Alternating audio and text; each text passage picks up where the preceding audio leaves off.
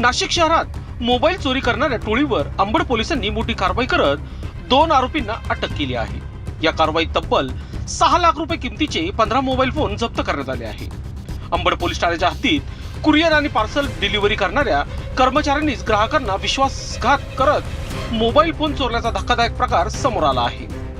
आरोपी ग्राहकांकडे पोहोचण्याचे मोबाईल असलेले पार्सल न देता डिलिव्हरी कॅन्सल झाल्याचे दाखवत पार्सल स्वतःकडे ठेवत होते। त्यानंतर बॉक्स मधील मोबाईल काढून त्याऐवजी इतर वस्तू ठेवून हे पार्सल परत कंपनीच्या स्टॉक मध्ये जमा करत असल्याचे उघड झाले।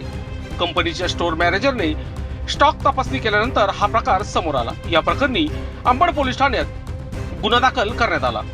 तपासादरम्यान पोलिसांनी सुनील कैलास सोमशे वय वर्ष 27 राहणार इंद्रनगर नाशिक आणि किरण साहेबराव बच्चा वय वर्ष 32 राहणार मालेगाव जिल्हा नाशिक या दोघांना ताब्यात घेतले।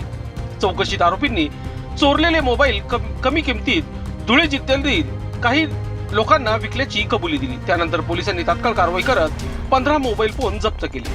ही उल्लेखनीय कामगिरी नाशिक पोलीस आयुक्त संदीप कर्णिक, पोलीस उपायुक्त किशोर काळे आणि सहाय्यक पोलीस आयुक्त सचिन भारी यांच्या मार्गदर्शनाखाली अंबड पोलीस ठाण्याचे वरिष्ठ पोलीस निरीक्षक जगविंद्र सिंग राजपूत यांच्या नेतृत्वाखाली पथकाने केली आहे। सध्या या प्रकरणाचा पुढील तपास अंबड पोलीस करीत आहेत। लोकशास्त्र न्यूज साठी बंटी आढाव, नाशिक।